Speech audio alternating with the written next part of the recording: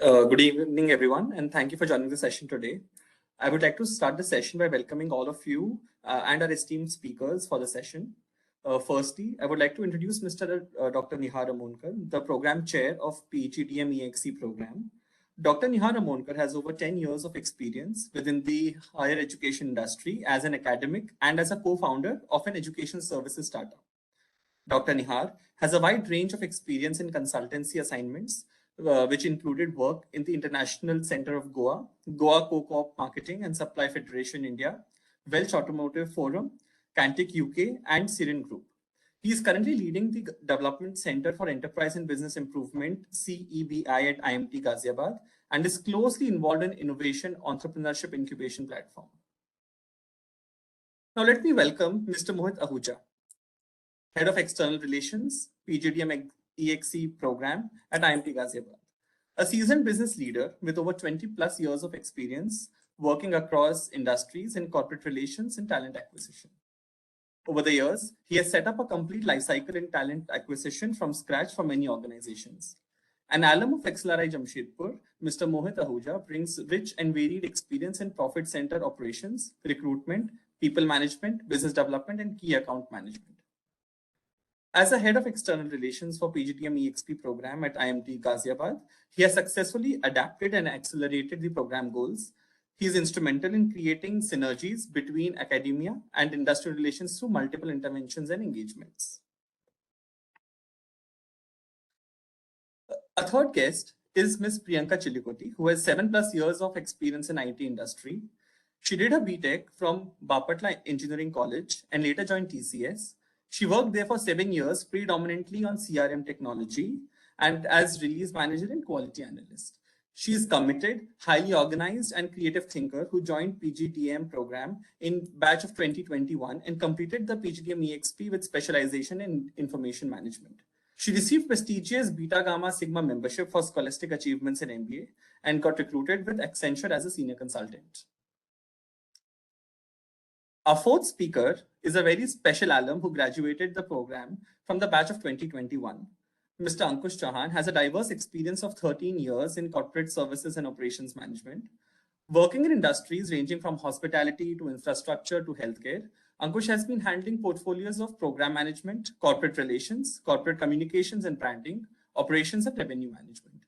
He joined the program with specialization in marketing. Post completing his program, he got placed with India's largest philanthropy organization, Tata Trusts, and is currently responsible for their cancer care program, which is working towards ensuring affordable, high-quality healthcare to millions of Indians closer to their homes. With this, we are done with the introductions, and now we would like to start the session. Thank you, Vinayak, and thank you to our special alums for joining us for this particular session, which is titled the PGDM ExP program, Career Impact and ROI. And I don't think there's anybody better to talk about career impact and ROI other than our very successful alum themselves, and also the head of our external relations, Mr. Mohit Ahuja. So, as the program chair, I would just like to set the tone for this conversation in terms of what this program is about and who is this program for. So normally, PGDM ExP was known as the PGDM Executive Program at IMT Ghaziabad, and it has been recently renamed because of certain AICT requirements. So it is now called PGDM ExP, where an ExP stands for Experienced Professionals. So as the name goes, the criteria for getting into this program is that you need to have minimum 5 years of experience within the industry. And we often look very closely for candidates who not only have good entrance exam score, but also at the same time have shown career impact and career progression within their professional lives. Our batch is quite diverse, so our students come from a variety of different industries, different sectors, different roles. They also have a wide range of years of experience. So you will have people from 5 years of professional experience to 10 years of professional experience. And we like to keep our batch at an average of 7.5 to 8 years of work experience. Now, this creates a very unique learning environment within the classroom, wherein the learning is not just instructional from the professor to the student, but there's a lot of peer learning that happens, and the diversity of our cohort actually enriches the extent of peer learning that happens within the classroom. We also aim in our program to have a very effective pedagogy, which is called the experiential pedagogy. So the pillars of experiential pedagogy, or what we call as learning by doing, is we focus on bringing industry projects, or we use case learning pedagogy within the classroom, wherein what we try to do is we encourage our students to apply the concepts that they gather during the program and also from their previous experience to solve complex business problems that are being faced by the industry today. So you are never out of touch with the industry as you go through this 18-month program. So this is an 18-month full-time residential program. So you have to be on campus full-time. This is very rigorous. This is very intensive, and PGDM program, and it is also very highly rewarding. So the numbers of the placements is something that Mr. Mohit Ahuja will talk about later. But to give you a brief example, we achieved our highest CTC this year, which was for 40.8 lakhs, and also the average CTC was around 21 lakhs. So the kind of return on investment that we give via this program is a testament of the acceptability of this program within the industry. We have world-class faculty teaching on this program who are an ideal mix of scholars as well as industry practitioners. So people who are working on the cutting edge areas of research within their subject areas, but also those who have had a successful stint within the industry will be interacting with you. We bring a lot of industry stalwarts into the classroom via the contemporary issues and management series. And we also have our alumni mentoring. So, this program is now redesigned this year. So we have positioned it at the interface of technology and management. As you know, and probably as our alums will testify, that the world of management and business is getting increasingly impacted by technology. And that is why, besides the classical subjects of strategy and leadership, we have made business analytics, data science, fintech, subjects like these, digital business transformation, also core going forward. So we are trying to be consistent with the needs of the industry. And that is why this program is going to be very rewarding for you. So I would stop there because there's a lot to talk about the program otherwise, but we will touch upon some of the aspects of the program as we go along. And I hand over back to Vinayak to take this particular webinar forward. Thank you. Thank you so much, sir, for your insights. I would now request Mr. Mohit Ahuja, sir, to just say a few lines and just talk to our aspirants. So we have a few aspirants who have already logged in, and they would just like to understand what is the overall placement process for the executive students for the batch. Thank you, Vinayak, and hello to everyone. PGDM ExP program is basically a transformation journey where we start with understanding the aspiration of every student who joins in. And after understanding the roles and the sectors they are keen in, we go ahead with the career roadmap for them. Understanding from where they're coming and where they want to go, we also invite multiple industry speakers who give them the technical side of the program on the roles they are looking at. And after that, we also go ahead with the resume building session, which helps them to reach the final goal for which they are aspiring. And throughout the year, we also have multiple interventions which comes in. We start with short-term projects, mentor and a mentee program through senior alums and the industry people. We also engage multiple industry people to come and give the leadership session, workshop, which helps the student to understand the real case scenario and strengthen their previous experience and the learnings which they have. And this also helps them to reach out to a particular landmark they're looking at. Last year, our highest CTC was 40.80 lakhs, and the average was 21.37 lakhs. And we have multiple companies and multiple transformation in terms of the job roles which came for the last batch, which we'll talk in the future. Thank you. Thank you so much, sir, for these insights. I think this must have really helped them answer this question. For our great alums, Ankush sir and Priyanka ma'am. So we have a question which is just raised by Gaurav. So he would like to know what is the ROI for you and how does the program help you achieve your goals post the program?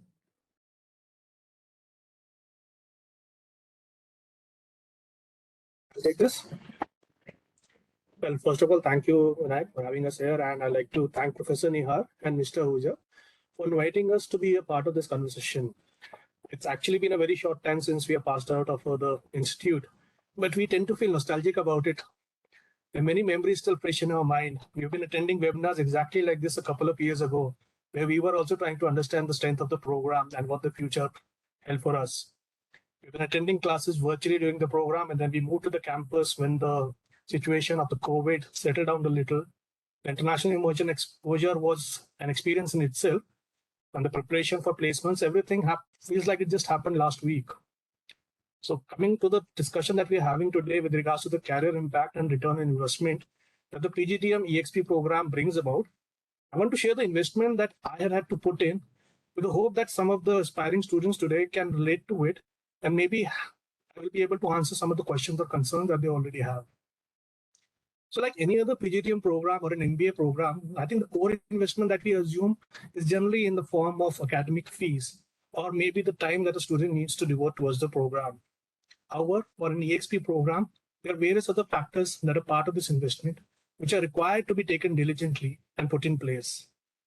With the requirement of having a minimum work experience of 5 years, I think we are at the stage of a career at that point of time where we begin to settle down into our roles and responsibilities, having reached a level of proficiency in a career, as well as beginning to understand at an advanced level what a company is doing and what the industry is doing.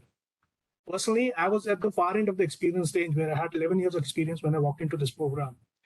Being a full-time course meant taking a break from what can be said at the settle point of my career. Another major investment is the loss of earning that we've had to undergo for the period of the program we were in.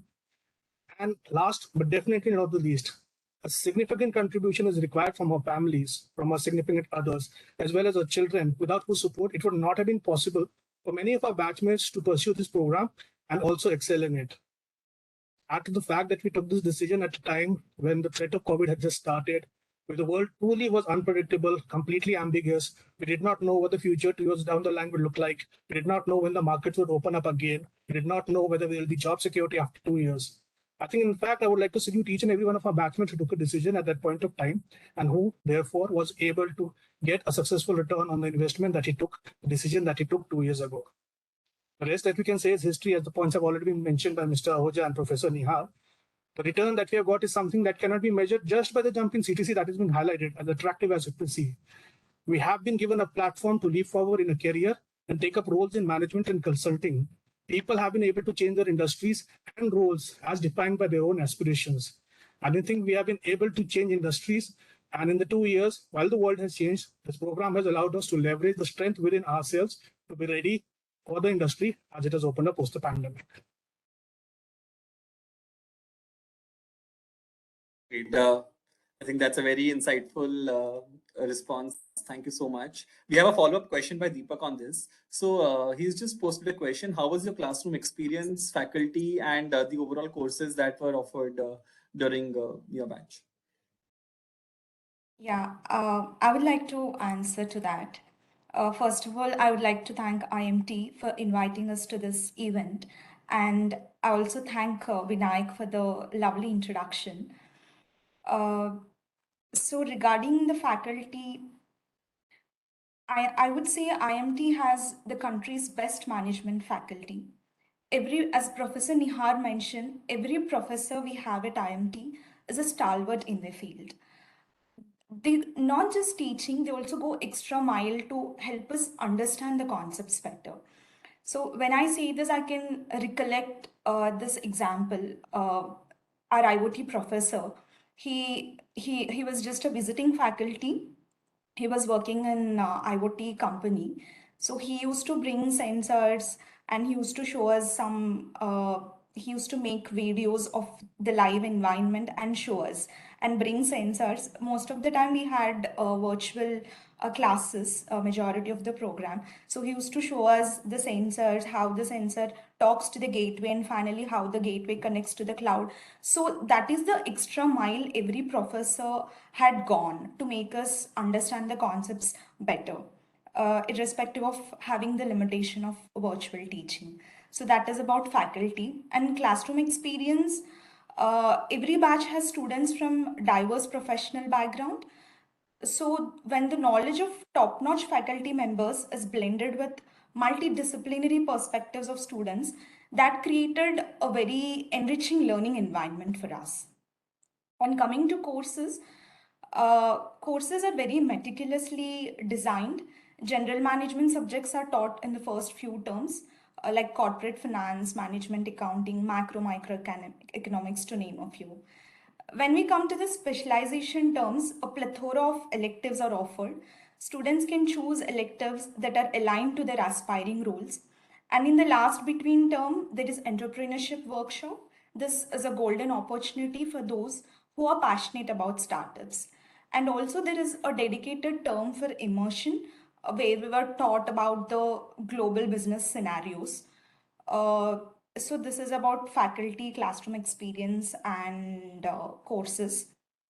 And curriculum also, like we heard Professor Nihar mentioning about the revised curriculum. So the amazing faculty and administrators at IMT are constantly striving to improve the curriculum of already remarkable course. The revised curriculum has many cutting edge technologies included as core subjects. And as we all know that in the current scenario, the line between management consulting and technology consulting is getting blurred.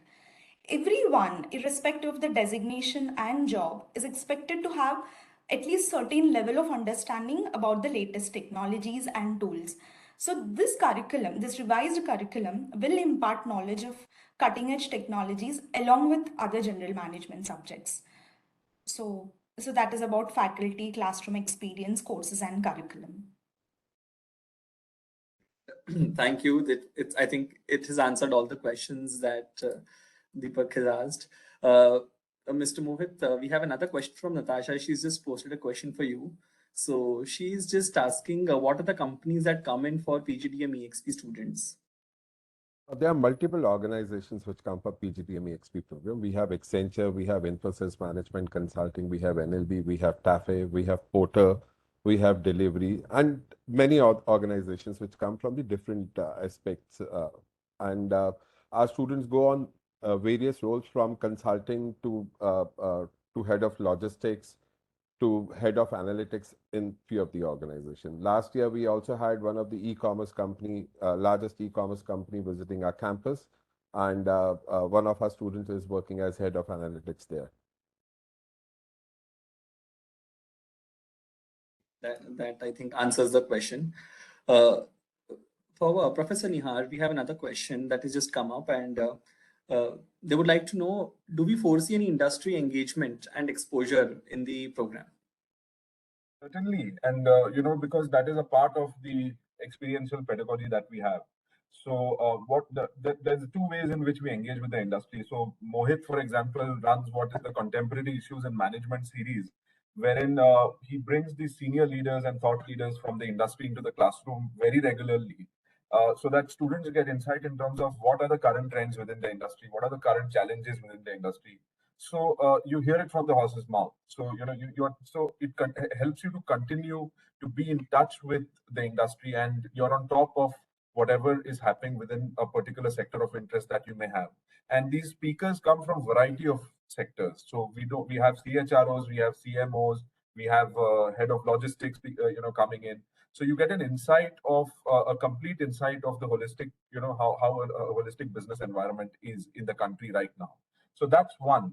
But the other part of it is the projects that we work hard to bring in. So the projects come in via the newly constituted Center for Enterprise and Business Improvement, which basically we have set it up as an industry academia interface. So here what we are trying to do is we are going out into the industry via various forums, and we are bringing in the problem statements that sort of encapsulate the current challenges that the industry are facing. So when we bring the projects in, we either tie them into our curriculum as a part of your assessment, or we try to give it as a standalone project. So you work on this project under the mentorship of a faculty. And so that is a chance for you to apply your experience and your newly gained knowledge to actually solve a tangible problem and actually demonstrate to your potential recruiter that you can actually make an impact within their organization. So that is a great story to tell when you sit for your placement. And that is one way in which you also develop your confidence. You also develop the ability to think on your feet and react to a multiple a situation which you probably might have not faced in your career before. So this is the time for you to actually stretch yourselves outside your comfort zone and work on problems which might stretch your own nature of thought and help you gain more skills. And that is how we sort of help you develop for the role that you might want to have. So that's how the industry plays a very active role in this program. Just to add up what Professor Nihar has said, we also have a mentor-mentee program where alums and this industry leader comes and mentor the students. And what we apply is that if a student wants to transition from one role to other, so we try to get those mentors who are working in those fields. So they not only get the technical aspect of the particular role, but they also understand what are the challenges and what is required to go on a particular role. And apart from that, we also have workshops done by, again, the industry leaders who come and give you the real case scenario. And they also evaluate the students. And few of our students have got opportunities of placements through that even. Thank you. We have Vishal who's just reacted to the website and has raised a very good question. Nihar sir and Mohit sir, I think we'll be able to answer this. So he would like to understand if there is any international immersion with the program and if there is any international global exposure that is there with the program. Certainly. So term 3 of the program is the international immersion. And that is a very unique aspect of this program, wherein we send you abroad to study up to for 4 weeks. And this is done via our International Relations Center, wherein we have a plethora of partners of highly reputed universities and business schools abroad, right, ranging from Europe to America. And these have been our partners for a very long time. So to name a few, we have ISEG, we have EM Normandy, we have Aston University, we have Syracuse in the US. So there are many of these partners who we work closely on in terms of this international immersion. So I remember and I'll invite Ankush and Priyanka to talk about this a little further. But despite the pandemic's challenge, the program office sort of helped them execute an international immersion. So they went to Dubai, and Syracuse University was delivering the classes, and they also attended the famed Dubai Expo to see what kind of innovations are going around in the world, and that sort of gives them a different perspective. And that this year, for example, our batch is planning to go to ISEG, which is in France, and it is a triple accredited FT ranked business school, so highly reputed. And the idea is that you go there, you not only undertake a few classes, but also you have cultural visits and corporate visits, which exposes you to the global business environment. I mean, Indian businesses are getting more globalized, so managers and leaders of the future are supposed to have a cross-cultural management understanding. They are supposed to be empathetical to different cultures, and they are supposed to have a global perspective to be impactful. So that's the purpose of the international immersion. And I think Priyanka and Ankush can probably tell us more about how their experience has been.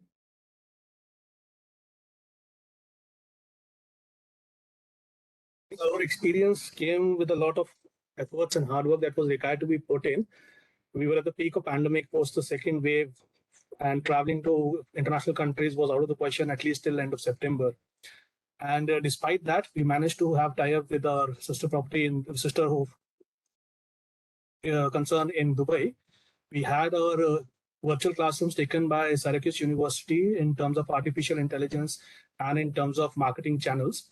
We were also able to, as Professor Nihar mentioned, to visit the Dubai Expo and give us a futuristic look into how the world is going to be, let's say, 15 years down the line.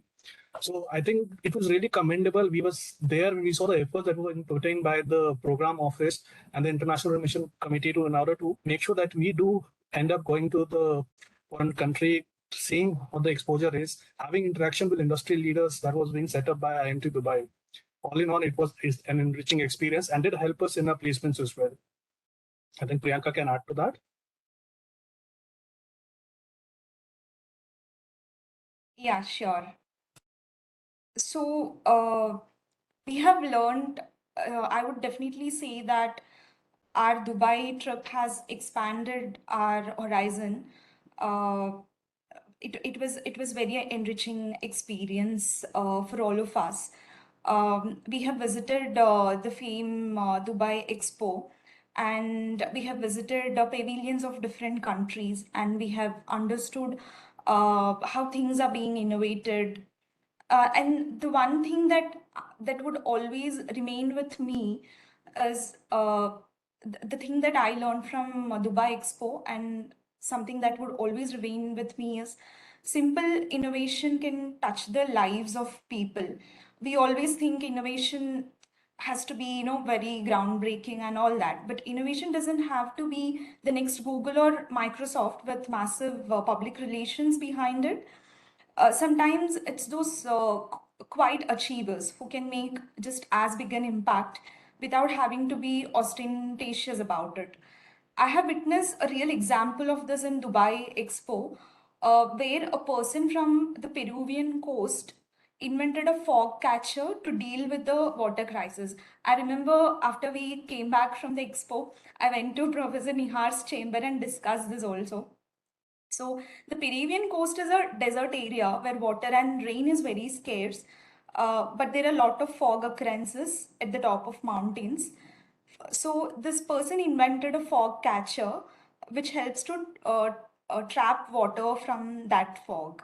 And then it was connected to PVC pipes, and it was able to catch almost 100 liters of water a day, and it eradicated all the problems. So I think that gave me a perspective, like how we can look at problems in a different way, how we can come up with simple innovations that can have real impact on the lives of people. So that is one thing. And we also learned about the Sharia banking. And we have, like, as Vinayak mentioned this in my intro, I have done PGDM program in information management. So I'm always fascinated about the technologies. And when we visited Dubai, I was so excited to see selfless driving cars, robos managing inventory in malls. So these are few things that would always remain with me. And the Sharia banking is also very different compared to the banking sectors in other countries. So all in all, it's a very enriching experience. And I can't thank enough for IMT for organizing that trip for us in spite of all the obstacles.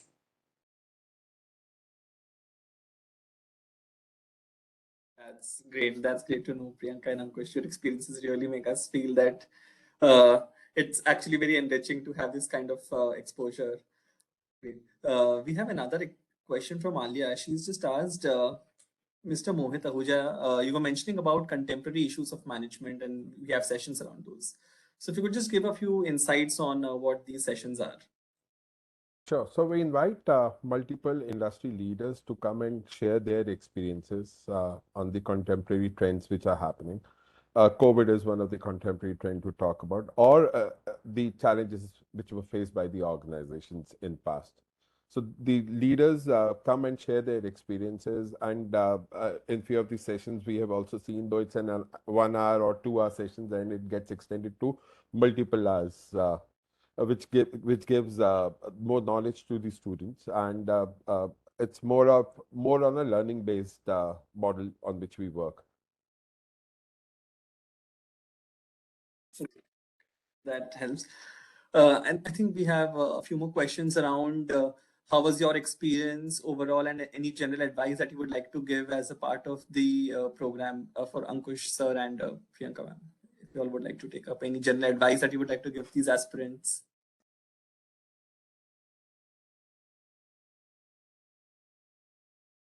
Yeah. So Priyanka, go ahead, please. yeah, sure.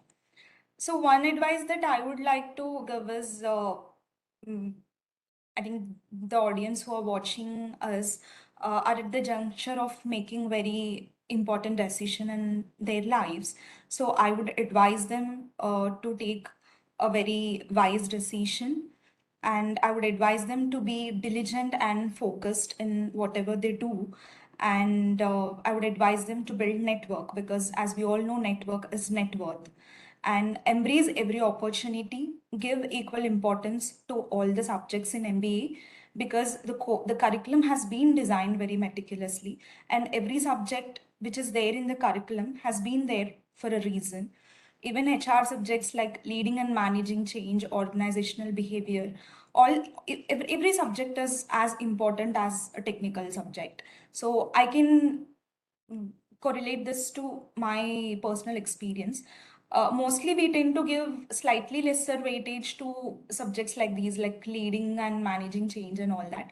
But in my interview, a very important question about how do I manage? I was given a scenario and I was asked, if I'm a manager in that scenario, how would I manage the change and how would I educate my employees and convince them to implement that change? So I was able to narrate my answer, taking the guiding principles.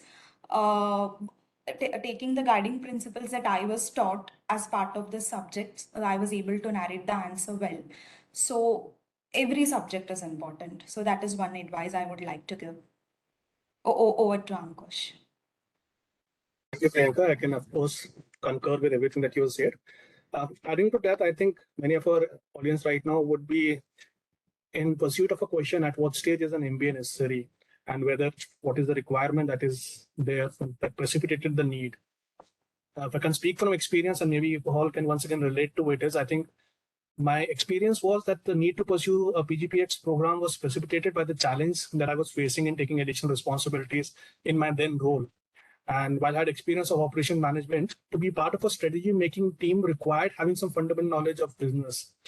Something as simple as finance strategies, cost management, economy and its impact are some of the areas that I felt that I lacked and I did not have adequate exposure to, which hindered me taking in more responsibility and my ability to contribute any value to the team that I was supposed to be in. So while the PGDM ExP program for us did provide us with a comprehensive understanding of various business functions, it also made me realize something that I lacked without even knowing that something like that existed. And that is the digital transformation that has been taking place in every function of business.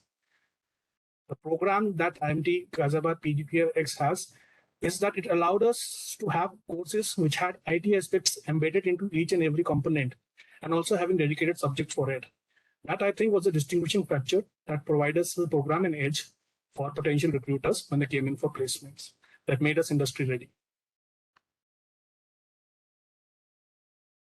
Okay. Thank you, Ankush, for answering this question. So we have one of the parents, one of our student aspirants who've joined, Karan's parents have joined. Thank you for joining in session, sir. They would like to understand the program duration has increased from 15 to 18 months. And what are the significant changes that we are seeing with this increase in the duration?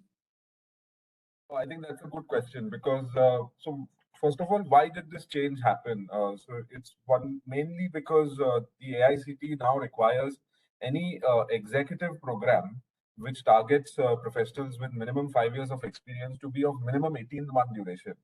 So if you see a lot of other institutes, what they did was, if they did not want the program to be longer, they started calling it PGP or PGCM or PGPM. So this is quite this is a different strategy wherein you sort of have a shorter program and you study less content, etc. But we were quite, our strategic team took the decision very early on that we want to retain our PGDM status. So this is a postgraduate diploma in management. And I'm sure Mohit, as well as our alumni, they will agree that PGDM is the equivalent of an MBA. So while a university offers an MBA, a standalone institution like IMT will offer a PGDM. So it's it's a tested degree. It's a tested diploma, and it has been accepted all over the world for the past few decades. And it has its own unique rigor and weightage, within the industry. So we did not want to lose that. So we extended our duration from 15 months to 18 months. So that's one. But two, it was not just to react to the regulatory changes that we did that. we also saw the opportunity for us to rethink this program. So this program is almost 20 years old, by the way. So we have alumni right from 2000 to today. So so we were one of the first institutes to start this particular program, which targeted experienced executives. And we looked at where the industry was. So our revision process was quite detailed. So we talked to our stakeholders, we talked to our alums, we talked to our recruiters, we talked to corporate partners, we talked to our faculty, and we tried to study what is it that the industry needs, what kind of skill gaps exist, and how is it that our program can actually bring professionals within the market who can have transformatory and impact within the organizations very as soon as they join. So that was the philosophy which went into the revision of the program. And so that is why what Ankush was saying, digital business transformation, all organizations are transforming digitally. So, I mean, 10 years ago when Netflix did it, it was something new for us. But today, even small businesses and family businesses are doing that. So it is something as a core skill that you need to have. The second thing I would like to say is a lot of our students come from banking sector or financial sector. So today, how fintech as a technology is impacting this particular sector is huge. Now, that does not mean you need to be an expert in blockchain or anything like that, but you need to know how it impacts organizations. Third is how data science. So I teach strategic management. 15 years ago, probably if you tell a strategist to use technology in making strategic decisions, he would have probably laughed you off, because it was all about the human mind and the human rationale in strategic making. But today, you have to use data science in your decision making, because the amount of data that you're using is copious, and the customer touch points have increased. So many things have changed. So that is how the program has also changed. And and with that program, we want our professionals to also go through this transformational journey, which Mohit was referring to. So it is not. So I think what I would like to say is that people who come onto this program are have a very good career of their own. But the reason why they leave their job and invest their time and money and energy into this program is because they recognize that the industry of the future is going to be different, and they need to upskill and reskill themselves. And that is what a trusted brand like IMT guarantees you to do. So you come with an open mind, and you come with an mindset that, look, I've done some good work in my past, but there are some things I don't know. So I'm here to learn. So there is a learning environment in the class. So your past success does not guarantee that you do well in the future. But if you come in with an open mind, and if you are open to learning, I think that is the recipe for success. So the new program is actually, as I said, positioned on the interface of technology and management. I think that is where the future lies for businesses. Sorry to interrupt, sir. Some of the students from the YouTube have joined the session directly, sir. So Yeah, they are already there and listening, sir. that's all right. Perfect. So I think there's another question that Nitish posted. So where can I find the latest curriculum, as I cannot find it on the website, and is finance available as an elective? So Nitish, I'm sure we will upload the new curriculum on the website soon. It had to go through a very rigorous approval process, so perhaps that is why the program is not up on the website yet. But we will communicate to our IT team to ensure that the latest curriculum, the updated curriculum, is there on the website ASAP. And yes, I would like to also tell you that finance is available as an elective. And this is the first time actually we have done that. So last year when Ankush and Priyanka were a part of the program, it was just IT, marketing and supply chain that were offered as electives. But I would like to just comment up here. We actually had finance for ourselves in our batch as well. Okay, you had finance at that time as well. Sorry about that. Yeah. So yes, but besides finance, now we have added strategy. We have combined IT with analytics. We have also added HRM as an additional elective that you can take. But all these electives, they are subject to minimum subscription criteria, because we need to have minimum subscription rates among the class to run these particular electives. So that is how it is. I hope I answered your question,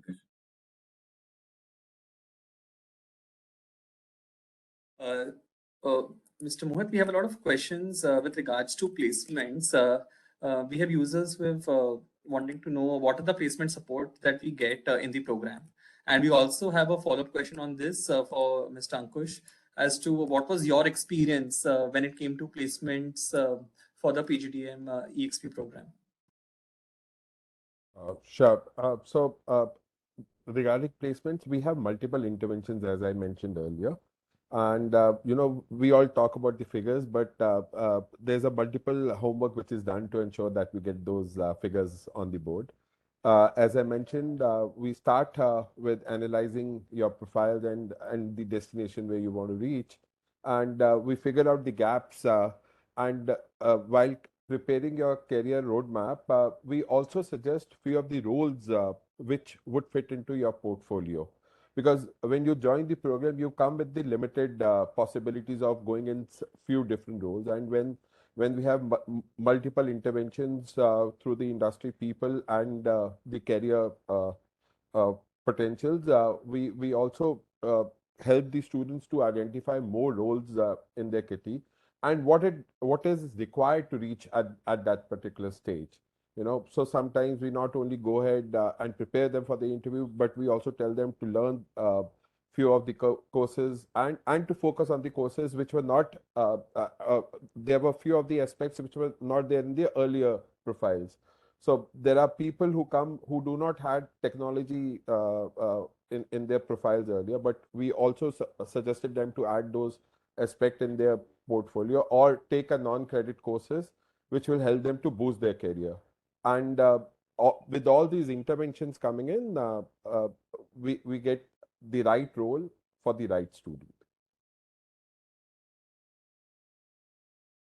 From a student's perspective and being part of the placement committee, I can add to what Mr. Ahuja is saying that the placement support is dedicated and comprehensive. As we've already mentioned, the program attracts students from varied backgrounds, and thus the peer learning is extremely effective. There's specific support to various placements requirements. It can be in the form of workshops such as industry attractions, which have been sprinkled over the entire duration of the program. Workshops like resume making, profile building, etc. help us understand our key strengths and how best to represent them when we are facing a recruiter. Our strengths were based on the experience in the industry that we had, as well as in our academic achievements during the course of the program. There were regular sessions on case study workshops, which were specific to the companies that were coming in, to the industry that we were hoping to get into. There were periodic mock interviews which varied job description based on our preferred companies and roles. The mentor-mentee program that's already been spoken about gave us a guide who provided us with real-time insights into the industry requirement, what companies are looking for, and what is the way forward in that particular organization. This intervention helped us very heavily and was specific to each individual, which helped everyone to be prepared and best able to represent themselves.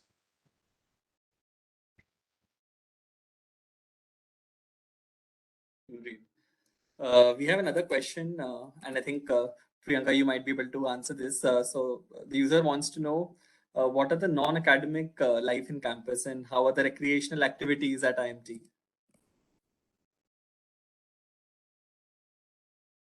I think Ankush would be the right person to talk about recreational activities and the other events that happened.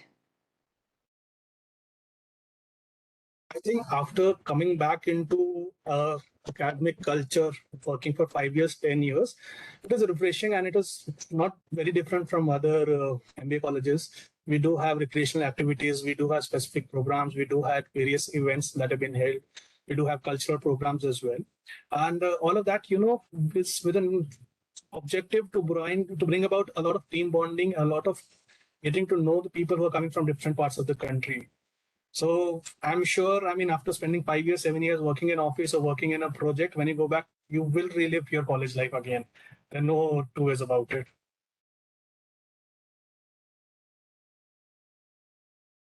We have one more question. Actually, it says, according to the website, we need 5 years of work experience as of 30th September 2022. However, I will complete my 5 years only on 16th October. So the aspirant wants to know if there is any relaxation for minimum work experience because they're short of 16 days. I was actually just typing out my response to him, but good you asked. So, this is quite a good question in the sense, what happens if you're just within a month here and there, in terms of meeting the criteria. I would say that, you can still make the application. Okay, we will consider it because just 15, 16 days. It should not be a penalty for you, and it should not make you wait for another year to become a part of this program. I'm sure that we can once we can you can just what you can do is I'll type out my email ID. You can perhaps email me your CV, and we can check it internally with our dean's office before confirming. But at the program perspective, I don't think this is going to be a problem. But again, we have to check for compliance internally because we are AICTE accredited, we are AACSB accredited. So there are lots of regulations that we need to comply with. So I would suggest you send me your CV, and we will have an internal deliberation, and we will get back in touch with you as soon as possible.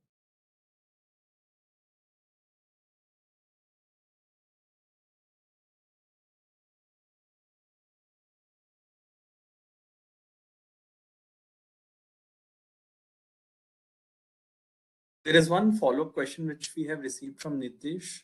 He says, just a follow-up question, is there a way to ensure that I will be able to opt for finance elective before joining the program, as it's a big decision to join the program with a possibility of being later denied finance as an option due to low subscription? That is a very interesting question again. Usually any business school that you go to, wherein you apply for the executive program, you will always find that executive programs are designed as general management programs. So while the 2-year MBA programs have two elective terms wherein they have major, they have minor. So there are two terms in which you go through specialized electives.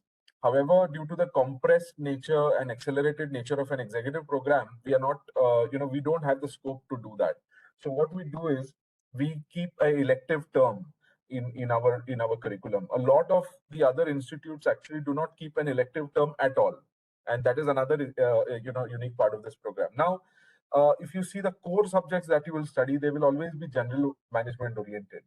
But there will be a lot of finance subjects as well. So, for example, here in the course curriculum itself, without talking about the specialization, you study financial accounting, you study management accounting, you study corporate finance, you study a course on fintech. So there are lots of courses that you would anyways do on finance, which will help you take a cross-functional role.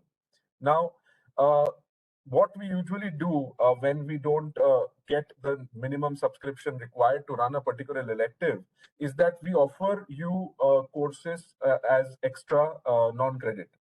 So, for example, you can take up to 2 non-credit courses, wherein you can sit. We basically make you sit with our, specialist finance program. So we have a PGDM finance, we have a PGDM banking and financial services program. So there are some serious finance electives that go on there. So you will be put into those classes as for no extra charge, and so that you can get the necessary expertise required on top of the core finance subjects that you will anyway study as a part of the curriculum.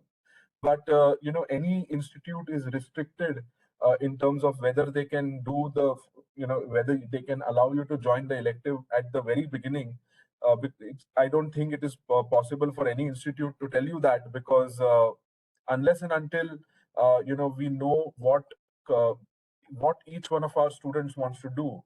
So, and then not every one of our students knows on the day one that they want to take finance or they want to take strategy. It's usually in term 2 or 3 that their choice of electives becomes clear as they start immersing themselves with different subjects. So, we can't plan operationally for that. So, for example, if there are just 1 or 2 students opting for finance, it is impossible to run that as a course. But we have mechanisms to circumvent those particular constraints. And that is how I just told you, we make sure that you sit into classes of other programs which allow you to study those specializations.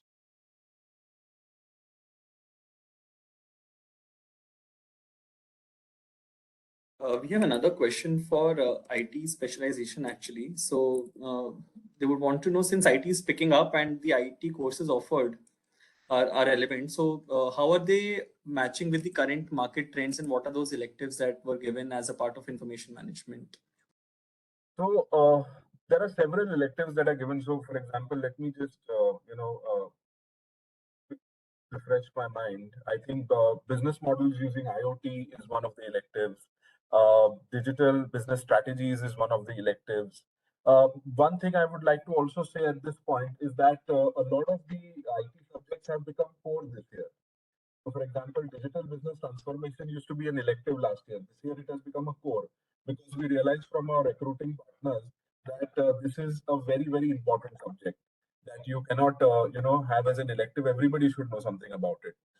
The same way, business analytics, which was an elective last year, this year it has become a core because that is again a skill which is sought after by most of our recruiters and industry experts.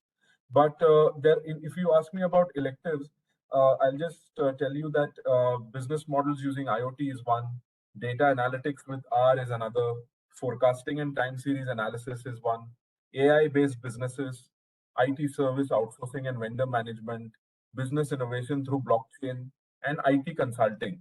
So these are some of the electives that we have on offer if you choose the IT and analytics specialization. Yeah, and I think Priyanka will be able to help us once you joined Accenture, how these subjects helped you, with your stint post, getting to know about these electives. Yeah, sure.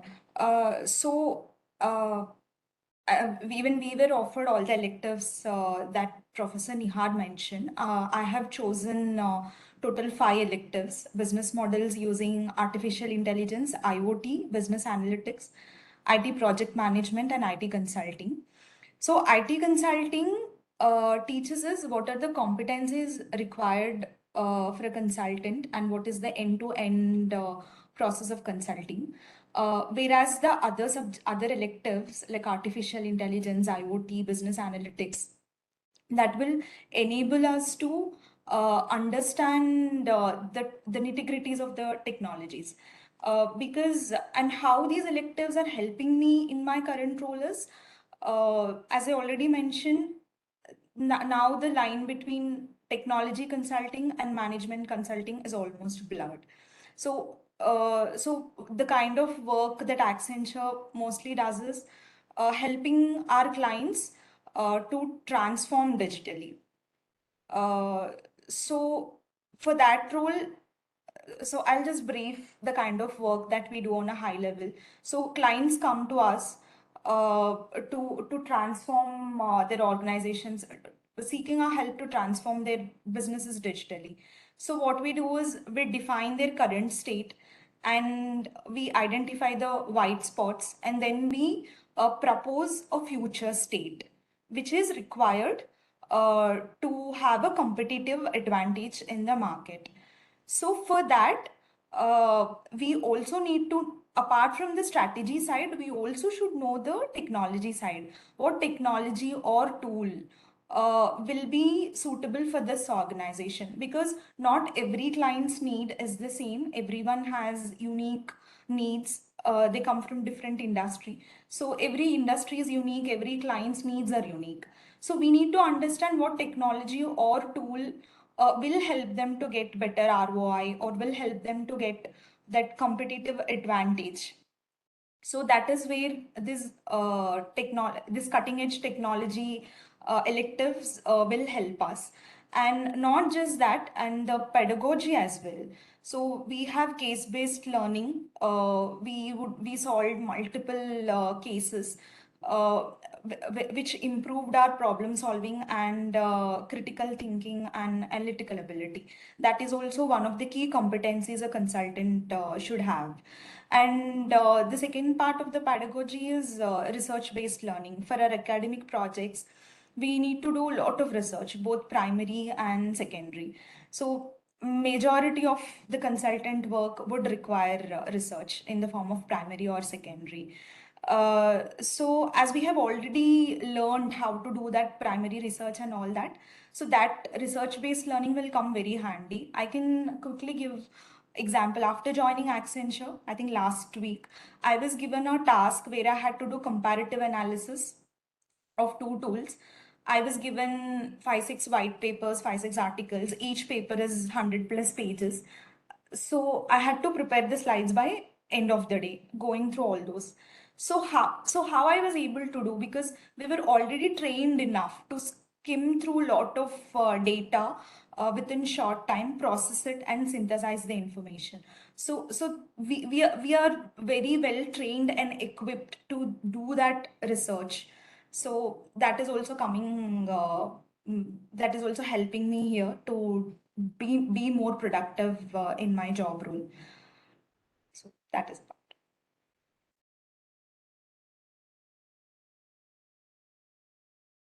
Great. Do we have any more questions from the users?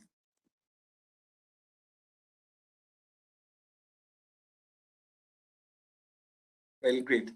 So first of all, I would like to thank Dr. Nihar Amoncar, Dr. Mohit Ahuja, Mr. Ankush and Miss Priyanka for putting in the time and helping us and our aspirants to understand the nitty-gritties of the program and how will they get an ROI for the investment that they're about to venture in. I think these insights will definitely help them in their transformation journey as they're about to start off their MBA program. So any closing notes, Nihar sir, Mohit sir, if you all would like to add? I would like to just personally thank both Ankush and Priyanka, to join us. It is, it's always good to see our alumni back. We are a tightly knit community, and we would like to keep it that way. So, thank you both for joining in. And I think it's best that the prospective candidates hears from the alumni's, perspective rather than the program chair or the placement perspective. So, I think giving honest opinions was really appreciated, both of you. And I would like to thank you, Vinayak, for hosting this, and Mohit for being very insightful about the great work that we do in terms of career support services and placements as a part of this program.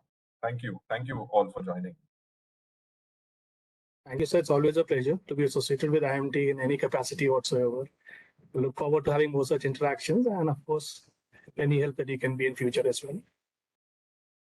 Thank you. Thank you. Thank you, everyone.